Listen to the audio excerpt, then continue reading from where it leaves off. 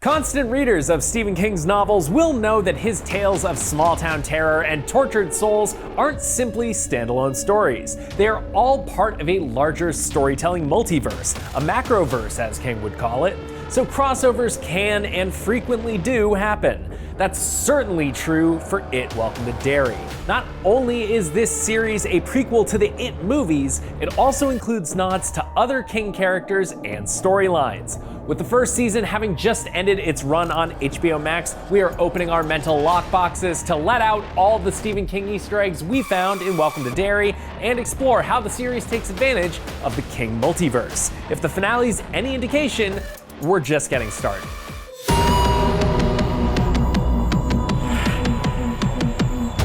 Some housekeeping right off the top. Welcome to Derry follows in the footsteps of Andy Muschietti's film adaptations of the novel by moving the entire chronology up by about 30 years, so that the present day part of the story can take place in our present day instead of the late 80s like it does in the novel. We'll be following suit as we discuss when certain historical events are likely to have happened in Derry based on that timeline. Star Trek fans have the Kelvin timeline to argue about, and we have this.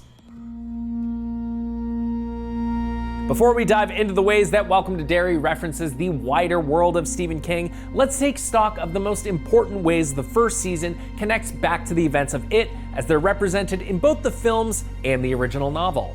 Given Derry's a small town, there are some crucial familial connections to characters we know from It chapters 1 and 2 that we should highlight. Will Hanlon goes on to be the father of Losers Club member Mike Hanlon, and there's even some fan speculation out there with Will and Ronnie's growing bond that Welcome to Derry could retcon Ronnie as being Mike's mom, even though that's a separate character in the novel. Both his parents having been at the Black Spot fire could explain why Mike specifically sees that represented in It Chapter 1.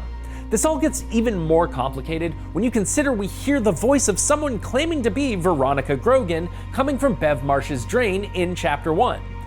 Hello? Who are you? I'm Veronica.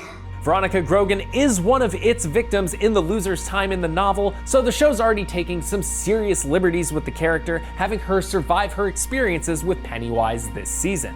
One of the boys killed in the season premiere is Teddy Uris, and that name should ring a bell. Stan Uris is another member of the Losers Club. That makes Teddy's older brother Donald, who we do meet briefly in that first episode, Stan's father. Stan takes his own life rather than return to Derry to face It again, which, after the events of the Welcome to Derry premiere, makes him at least the second Uris to die because of Pennywise. As confirmed by Pennywise in the finale with this missing poster featuring baby Finn Wolfhard, Marge will eventually go on to marry Wentworth Tozier and go by Margaret Tozier. Yep, she's the mom of Losers Club member Richie Tozier, and she winds up naming him after the brave knight who sacrificed his life to save hers in the Black Spot fire, Rich Santos. Whether she'll remember that's the reason why people do have a habit of forgetting things in Derry, or how Pennywise has a missing poster for a kid who won't be born for another 15 years or so, are timey-wimey questions for Welcome to Derry Chapter 2 to answer. We don't see Bev Marsh's dad, Al Marsh, as a kid, but someone was clearly crushing on him enough to write his name on the wall in Derry Middle School.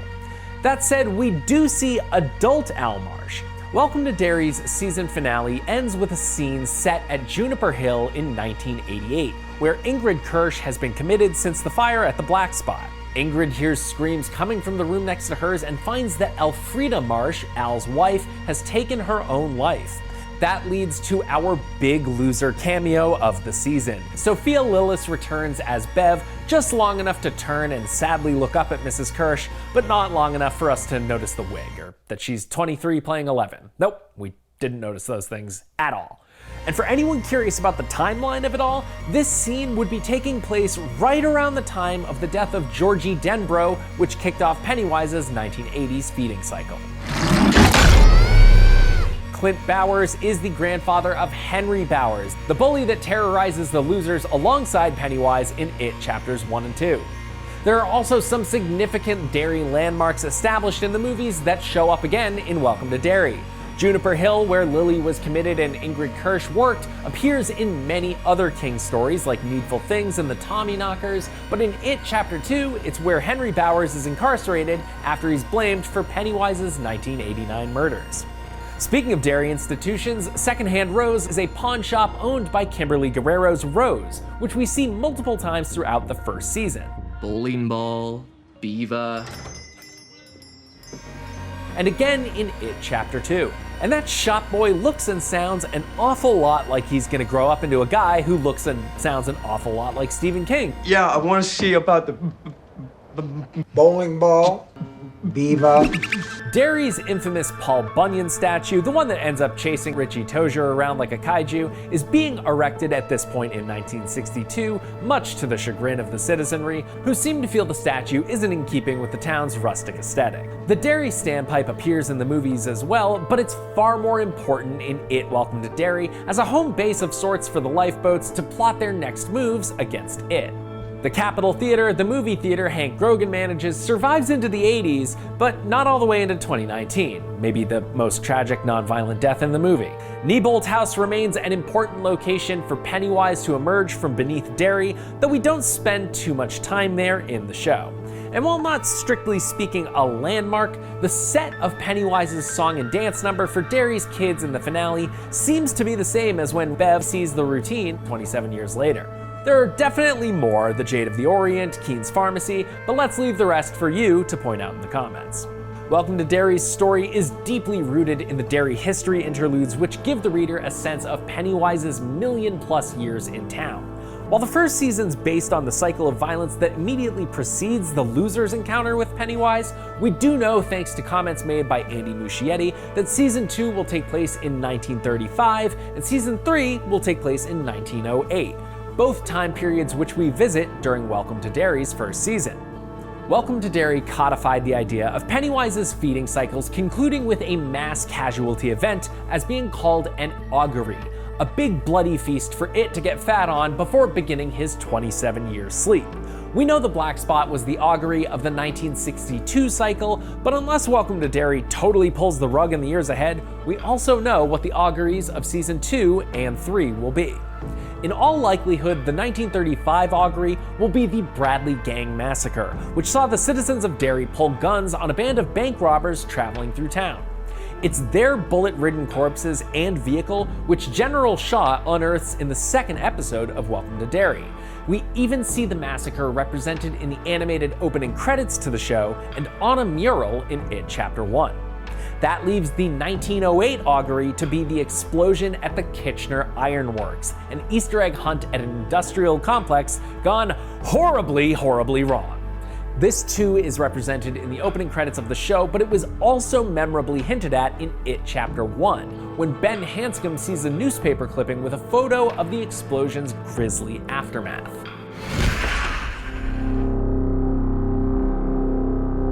Even though he does appear in the Black Spot chapter of Stephen King's It novel, Dick Hallorann winds up having a far greater role in those events as they're represented here in Welcome to Derry. That gives the show plenty of room to make several references to The Shining and Dr. Sleep, both the original novels and their film adaptations.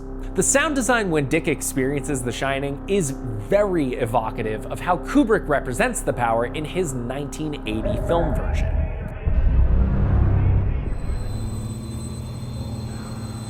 How'd you like some ice cream, Doctor?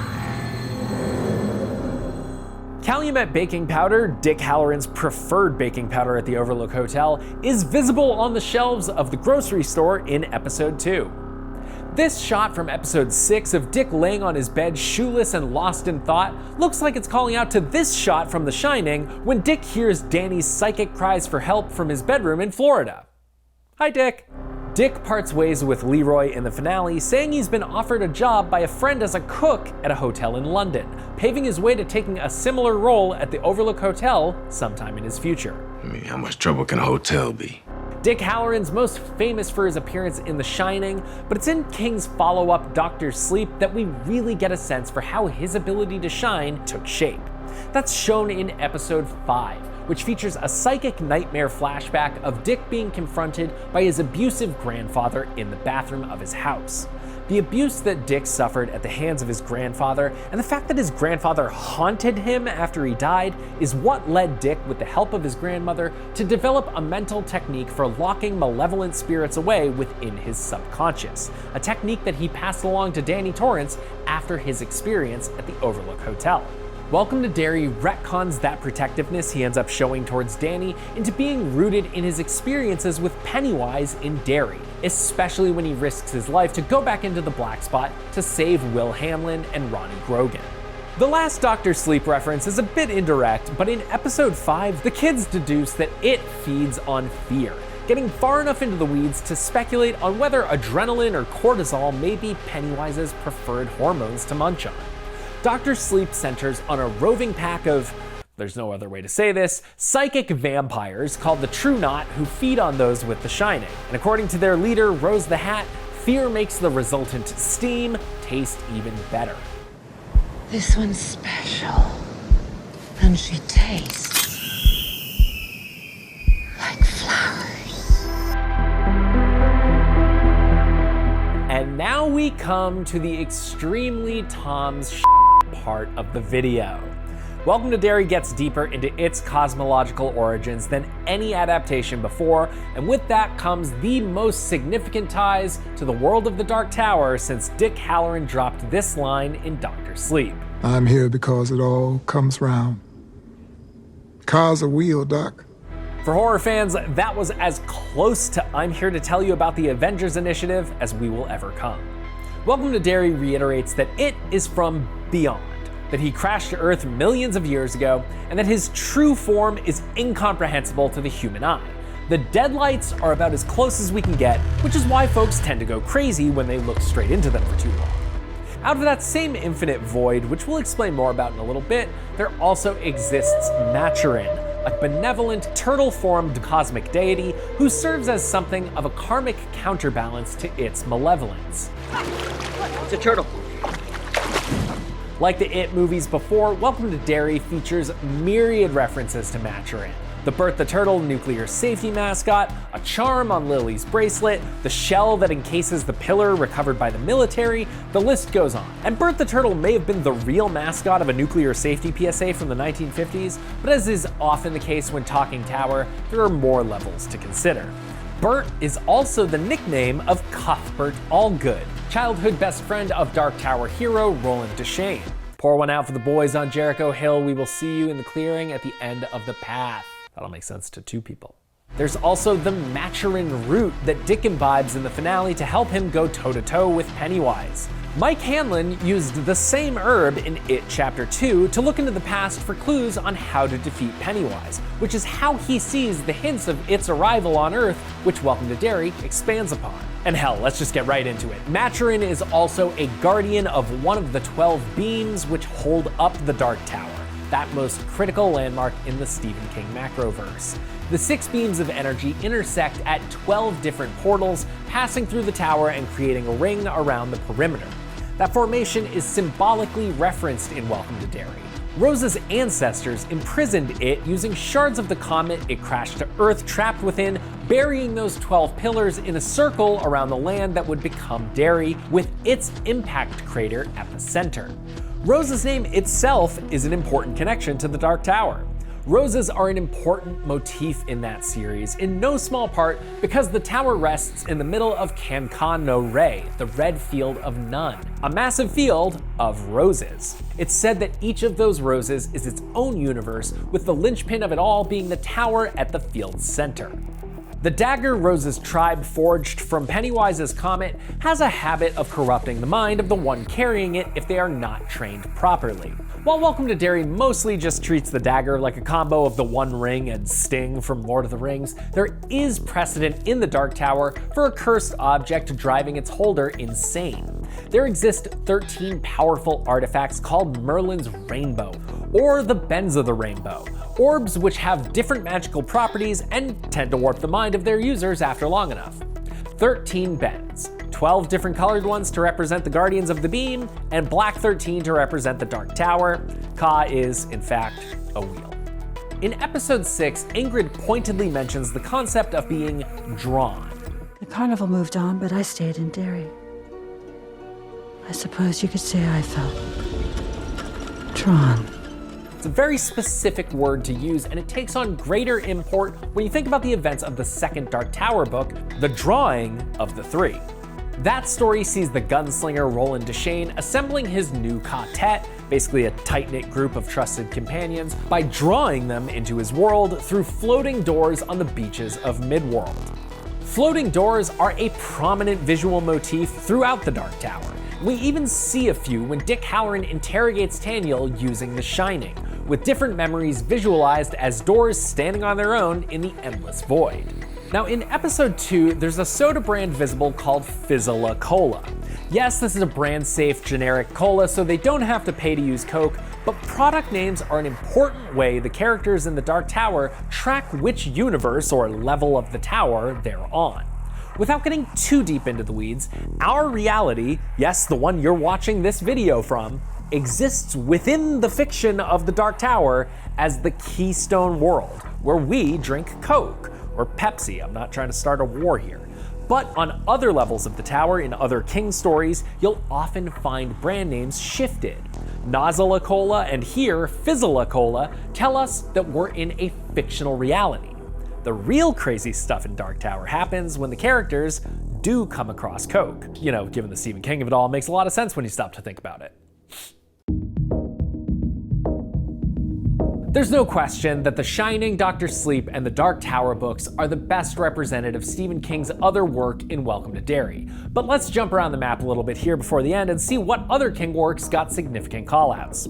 Episode 6 contains a pair of slim but intriguing references to King's iconic vampire novel, Salem's Lot. Mrs. Kirsch mentions vacationing with her father, Bob Gray, in Cumberland County, the area where the doomed town of Jerusalem's Lot is located. A member of the Black Spot lynch mob references the Boone brothers, two characters at the center of the 1978 short story, Jerusalem's Lot. And taken with both of those, Clint Bower's choice to rock a vampire mask at the Black Spot can't also help feeling like a nod to Salem's Lot. Clint Bowers actually references a cult favorite Stephen King story when he demands of the airmen at the Black Spot, Give us what we want, and we go away. It's very similar to a common refrain in Storm of the Century, a 1999 miniseries written by Stephen King, which Mike Flanagan cites as one of the major influences on Midnight Mass. It follows the residents of Little Tall Island as they deal with the arrival of a sinister stranger, Andre Lenoge, who has a habit of telling the islanders, Give me what I want, and I'll go away. Without giving away too much of Storm of the Century, you really should check it out, it rules. Pennywise's procession of floating children evokes some nightmarish imagery of the residents of Little Tall Island walking towards a cliff like icy little lemmings. Hank is due to be sent to Shawshank State Prison after he's arrested for the Pennywise murders in the season premiere. Considering how many of his stories are set in Maine, Shawshank is regularly name-dropped in King's fiction, but it was of course made iconic through the short story Rita Hayworth and Shawshank Redemption, which later was adapted by Frank Darabont as 1994's The Shawshank Redemption. No one's ever said the title of that movie, though. The Shawshank Redemption. No, The Shawshank Redemption. Speaking of Frank Darabont, a lot of the signage in Welcome to Derry's downtown may represent stores present in Derry in the It novel, but the Arrowhead Hotel is an invention for the show. It's a reference to the Mist novella, which Darabont adapted in 2007. In the novella, Project Arrowhead is a military research project into other dimensions that goes wrong, causing monsters and mist to spill out into Bridgeton, Maine, and a lot of the rest of the continental Northeast. Welcome to Derry, of course, walks right up to the line of going full mist in the finale after the military destroys one of the pillars and wakes it back up, but showrunner Jason Fuchs confirmed to Decider that for better or worse, the freezing fog isn't specifically the mist. And just a spoiler here, it's for worse. It should have been the f***ing mist. That said, we can speculate on the origin of all that atmospheric fog. Which means it's time for your last Dark Tower vocabulary word of the day, and the word is Todash, as in Todash space. Stephen King's stories and worlds exist in a macroverse, and Todash space is the dark primordial space between those worlds. Essentially, this is where both it and Maturin existed before Maturin vomited the rest of creation out. You can double check me, that's really what happens. Entering Toadash space, or going Toadash, is incredibly risky thanks to all the terrifying creatures bouncing off each other out there in the dark. We've probably even seen it characters go Toadash in the movies. The Ritual of Chud, which the losers use to defeat it in Chapter 2, is a psychic battle of wills that actually forces the character's consciousness into Toadash space. In the novel, Bill's mind is literally sent hurtling into that infinite darkness, but Chapter 2 dramatizes all that with flashbacks to the character's traumatic early encounters with it. So even if the fog isn't the mist, it may all be coming from the same place anyway. So why not just call it the fucking mist? Oh my god, I'm so sorry. I feel a certain way about this. I was so excited the whole season for it to be the mist, and it was just some fog. It just sounds like the kind of thing that you would do if like rights issues were keeping you from saying it was the mist. Who knows? I haven't the foggiest. Those are the most significant connections to the Stephen King macroverse that we found in Welcome to Derry, but it is not every single mention of every character name or place or concept in King's fiction that is present in the show, so let us know what we missed. 2025 was an absolute monster for King adaptations. Go check out my interview with Stephen King, James Wan, and Osgood Perkins for The Monkey, or maybe even my review of The Long Walk. I'll see you in the new year. Long days and pleasant nights.